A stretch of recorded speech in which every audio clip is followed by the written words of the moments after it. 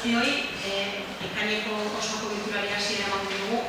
Hasi horretik esan telematikoki konektatuta dauzkagula batetik Monika Bertrado, eajko zinegotzia, eta bestetik Arietz Larrañaga eta Itziar Irizar, EHko zinegotzia. Hasiera emango dugu lehenengo puntuarekin. Aurreko bilkurari dagokion akta onartzea, hala badagokio. Akta gardenaren inkartzi zindakoa jada hau, eta ez dakite zer dagoen esatuko. Onartutaren duzen da, eta bigarren puntua pasako da. Bigarren puntua, alkatetza dekretuen kontrola. Ez dakit dago alkatetza dekretuen inguruko kalderarik, edo zalantzarik, edo hirugarren puntua, turismo dinamizatzailearen lanpostuaren balorazioa onartzea hala badagokio. Abisu bezala, Donostiako administrazioekiko auzitegia 2022ko uztailaren 27an epaia betearazteko turismo dinamizatzaileen lanpostuaren balorazioa egin behar da.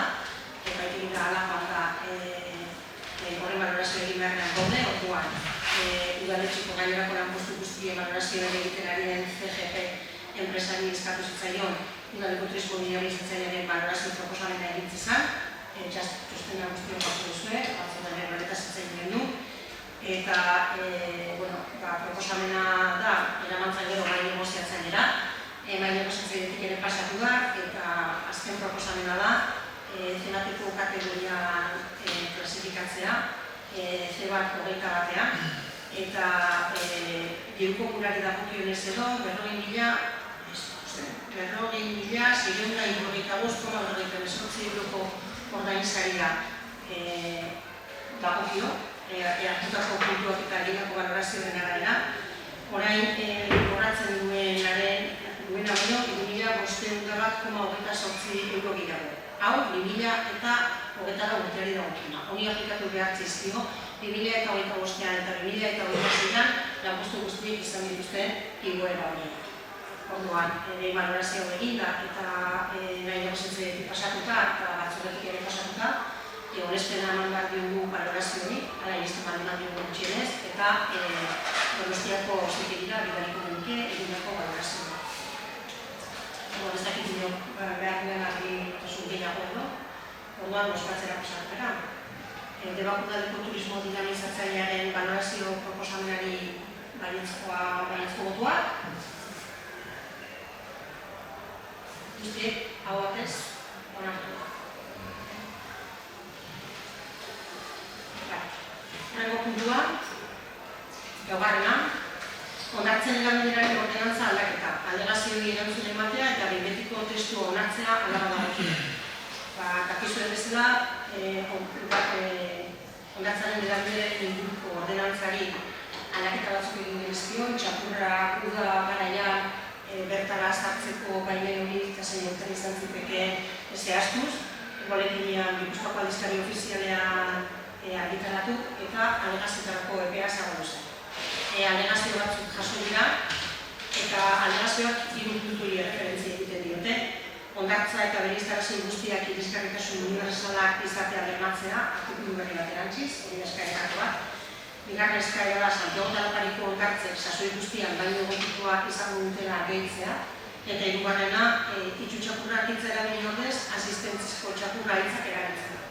Alegazio hauek Gipuzkoako ezgaitasun fisikoa duten pertsonen federazio koordinatzaileak elkartik egin ditu, eta hauek horrela horien batzuen onarpena baina guztizko onarpen ez dut eman, alegazio hori guztiz ditugu onartu, baina batzuk bai, eta horrek aldaketa batzuk ekarriko ditugu aipatutako ordenantza horretan.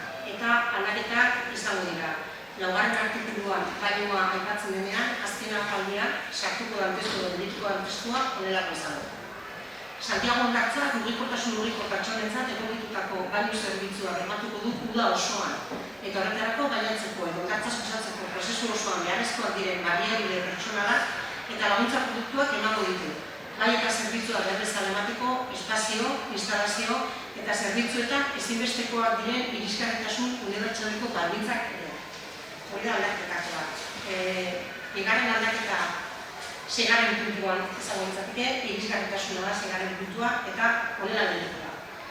Santiago hondartzako espazio, sarbide, ibilbide, instalazio eta zerbitzuek irisgarritasun fisikoko baldintzak betetzen dituztela bermatuko dute indarrean dauden arauek. Gainerako irisgarritasun baldintzak behar diren arrazoizko egokitzapenak egin ahala hartuko dira, desgaitasuna duten pertsonen eskubidei buruzko konbentzioan aurreikusitako moduan. Eta azken aldaketak, 10. artikuluan animaliak aipatzen den horretan, bat, 3, 4, 5, 6. aldia horrela dituta. Baimenduta dago, ordutegi mugari gabe eta urteko erosegunetan laguntza txakurrak hondartzetan ibiltzea, zerbitzatzen duten persona lagundutela. Dena, txakurrak, daramanak edo jabeak nork bere erantzukizunak izango ditu, eta neurriak hartu beharko ditu gainerako erabiltzaileei eragozpenik edo arriskurik ez sortzeko. Beraz, hauek dira, ordenantza horretan proposatzen diren aldaketak egindako alegazioa aintzat hartuta, eta ez dakit niokoa dutan ezer esartzen duan, orduan, guztetara pasatara. Debako hondartzaren, Santiago eta Larrari, erabilera erregimena arautuko duen ordenantzaren aldaketen aldeko bostak. Hau batez.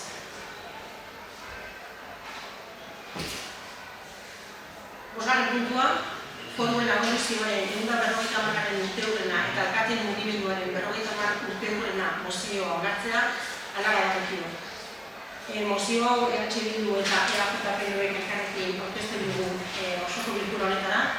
Foruen abolizioaren 150. urteurrena betetzen dute eta alkateen mugimendua Bergaran izantzaneko 50. urteurrena. Eta orduan onartu ziren oinarri horiek berriro berrestu ditugula da gaurko guzti honek dakarren. Iruditzen hori zaizue, irakurri egin dugu eta ondoren bostara pasatu gara. Foruen abolizioaren 150. urteurrena eta alkateen mugimenduaren 50. urteurrena direla eta zioen azalpena. 2026. urteak garrantzi historiko eta politiko berezia du Euskal Herriarentzat. Izan ere, beste zenbait mugarriren artean, hala nola Eusko Jaurlaritza eratu zela 50 urte betetzen dira, aurten bi efemeride nagusi ditugu. Batetik, 1876ko uztailaren 21ko foruen abolizioaren 150. urteurrena, eta bestetik, 1976an Bergaran bildu zen alkateen mugimenduaren 50. urteurrena. 1876ko uztailaren 21ko legeak Araba, Bizkaia eta Gipuzkoako foru erregimenaren abolizioa ekarri zuen. Bigarren karlistadaren amaieraren testuinguruan. Nafarroa garaiaren kasuan, foru araubidearen eraldaketa eta burujabetza instituzionalaren murrizketa sakona lehenago gertatu zen. 1891ko lege hitzartuaren bidez, lehen karlistadaren ondoren. Lehenago, 1789 urteen artean, Frantziako iraultzaren eskutik, Lapurdi, Nafarroa berea eta Zuberoako Euskaldun lurraldeen eskubide historikoen abolizioa gertatu zen. Hiru prozesu horiek, bakoitza bere une historikoan eta bere berezitasunekin, Euskal Herriko lurraldeek mendeetan garatutako instituzio, eskubide historiko eta burujabetza politikoaren galera eta murrizketa ekarri zuten. Erabaki horiek herri borondatearen gainetik ezarri ziren, eta ondorio sakonak izan zituzten Euskal Herriaren egiturak eta instituzionalean, lurralde artikulazioan eta autogobernuan. 1876ko abolizio hartatik mende bat geroago, 1976ko uztailaren 21ean, frankismoaren amaieraren testuinguruan eta transizio politikoaren atarian, Euskal Herriko hainbat udal ordezkari Bergaran bildu ziren. Alkateen mugimenduak foruen abolizioaren mendeurrena baliatu zuen Euskal Herriaren nortasun nazionala, eskubide historikoa, udal tradizio demokratikoa eta autogobernurako nahia aldarrikatzea. 1976ko adierazpen hartan jasotako espirituak gaurkotasun osoa du oraindik ere. Izan ere, udalerriek Euskal Herriaren historian izan duten eginkizun politiko eta instituzionala funtsezkoa izan da. Eta gaur egun ere, udal erakundeek herritarren borondate demokratikoaren adierazpen hurbilena izaten jarraitzen dute. Bergaran izan ziren alkateek eta zinegotziek aitortu zuten ez zitzaiela samurra gertatu herriaren nahia eta erabakia ulertu eta argitara ematean berengan hartu zuten erantzukizuna betetzea. Hala ere, haiek uste zuten heldu zela garaia argi eta garbi adierazteko herriaren eskubide politikoak iraungi ezinak eta ukaezinak direla. Auziere bertako funtsa ezpaitzegoen foraltasun zaharrean, eskubide historiko horiek eguneratzean baizik. Foruek adierazten zituzten subiranotasun eremuak Euskal Nazio ikuspegitik gaur egunera eta etorkizunera proiektatzean alegina. Ordua bezala, bizi dugun egoera honetan ere, Desafio berriei ekin beharrez aurkitzen gara.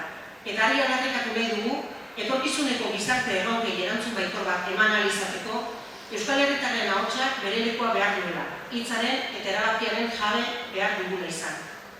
Oso garrantzitsua da, hau hartu behar ditugun erabakietan asmatzeko. Erantzukidetasun politiko eta sozialaren garaia da. Gure herria eta bere jendea aurrera ateratzeko ordua. Garapen ekonomikoa, gizarte justizia eta subiranotasun politikoa oinarritzat hartuta. Erronka horiei guztiei ezin zaie behar bezala erantzun eskumen mugatuekin. Gaurko guztiek, gaurko tresnak eskatzen dituzten. Eta Euskal Herriak autogobernu eta burujabetza handiagoa behar ditu, bere etorkizuna bere herritarren borondate demokratikoaren arabera antolatzeko. Horregatik, oroimen historikoaren aitortzak gaur egungo autogobernuaren inguruko eztabaida politiko eta instituzionala elikatu behar du. Horregatik guztiagatik, Debako udalbatzak honako hau erabaki du. Erabakiak. Lehena. Debako udalak bat egiten du alkateen mugimenduaren 50. urteurrenaren eta foruen abolizioaren 150. urteurrenaren oroitzapenarekin. Eta bi efeminibide horien garrantzi historiko, politiko eta instituzionala aitortzen du. Bigarrena. Udal honek aitortzen du Lapurdi, Nafarroa Beherea eta Zuberoako Euskal Lurraldearen eskubide historikoen abolizioa Frantziako iraultzarekin gertatu zela, 1789 eta 1790 Horrez gain, aitortzen du, 1851 Nafarroa garaian eta 1876an Araba, Bizkaia eta Gipuzkoan ezarritako foru erregimenaren murrizketa eta abolizio prozesuek Euskal Lurraldean jatorrizko eskubide historikoen eta burujabetza instituzionalaren galera ekarri zutela. Era berean, aldarrikatzen du, eskubide horiek ez direla irauli, ez da herri borondate demokratikoaren ordez kanpoko erabakiz deuseztatu ere. Hirugarrena. Udal honek beresten du Euskal Herria Europako herri guztien artean berezko nortasuna eta nazio izaera duen herria dela. Historia, gizarte eta kulturako ondare berezi baten gordailu. Bi estatutan kokatuta eta gaur egun hiru eremu juridiko-politiko ezberdinetan antolatuta dauden 7 lurraldetan duela berriku geografikoa. Eta Euskal Nazio osatzen duten herritarrek dutela beren etorkizun politikoa modu libre eta demokratikoan erabakitzeko eskubidea. Laugarrena. Udal honek aldarrikatzen du beharrezkoa dela foru integrazioaren eta burujabetza osoaren bidean urrats berriak egitea. Eta horretarako Euskal Herriko lurraldeen eskubide historikoa eta autogobernua eguneratzea. Gaur egungo behar demokratiko, sozial eta instituzionaletara egokituz. Bosgarrena. Udal honek aitortzen du udalerriek Euskal Herriaren historian izan duten eginkizun erabakigarria. Bereziki foru tradizioa, udal demokrazia eta herri ordezkaritzan. Eta konpromiso hartzen du etorkizunean ere Euskal Herriaren eraikuntza demokratikoa, erakunde demokratikoen rola indartzeko eta hauen artean bereziki udal erakundeena. Seigarrena. Udal honek bat egiten du 2026ko uztailaren 19an Bergaran antolatuko den ekitaldi politiko instituzionalaren helburuekin. Alkateen mugimendua gogoratzeko, 1996ko udal ordezkarien ekarpena etortzeko eta Euskal Herriaren eskubide historikoen aldeko konpromisoa berritzeko. Beraz, mozioa irakurrita, bozkara pasako gara. Foruen abolizioaren 150. urteurrena eta alkateen mugimenduaren 50. urteurrena direla eta udal honetan aurkeztu den mozioaren aldeko bozka. Hau batez, onartu dugu. Seigarrena, eragintua. Ekaiak 28ko LGTBIAQ+ adotasun eguna adierazpen instituzionala onartzea alabagatu. Irakurri egingo dut, eta euskara pasatu. Ekaiak 28 LGTBIAQ+ adotasunaren nazioarteko eguna. Ekaiaren 28an LGTBIAQ+ adotasunaren nazioarteko egunean, Debako udalak berresten du pertsona guztien duintasunarekiko, askatasunarekiko eta berdintasunarekiko duen konpromisoa. Gaurkoan, Estone Walleko istiluak ekarri egituko gogora. Horiek eman baitzioten hasiera LGTBIAQ+ kolektikoaren eskubideen aldeko borrokari. Ordutik 57 urte igaro dira. Eta aurrera pauso ugari eman diren arren, oraindik asko dira kolektibo honek pairatzen dituen diskriminazio, indarkeria eta zapalkuntza. Beraz, aldarrikapenekin jarraitu beharra dago. Gainera, kontuan izan behar dugu LGTBIQ+ kolektiboa oso anitza dela bere horretan. Zenbait genero identitate, sexu orientazio, genero adierazpen eta gorpuztasunek osatzen baitute. Guztiek ez dute ikusgarritasun bera izan historia zehar. Beraz, bazterretan geratu diren horiek erdigunera ekarri bat ditugu, asexualak, intersexualak, ez bitarrak. Guztioi dagokigu kolektibo honentzat bizigarriagoa den jendartea eraikitzea, eta udalak ere herri inklusibo, seguru eta aske baten alde lanean jarraitzeko konpromisoa berresten du, sentsibilizazio ekintzak martxan jarriz, eta LGTBIQ+ kolektiboari ikusgarritasun emanez besteak beste. Horregatik, esandako guztiarekin bat eginez, Debar guztiak gobidatzen zaituztegu ekainako 28ko aldarrikapenekin bat egitera.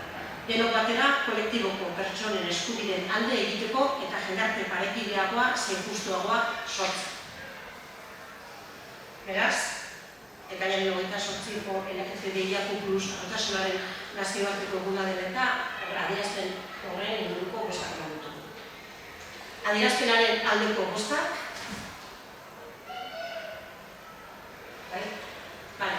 guztiak hau bat ezena. Gautu bat egin dugu.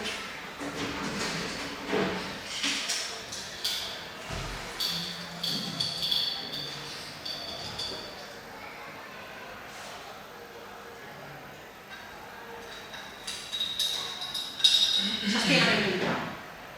Torturaren biktimei laguntzeko nazioarteko eguna adierazpen instituzionala martzea hala bat egokia.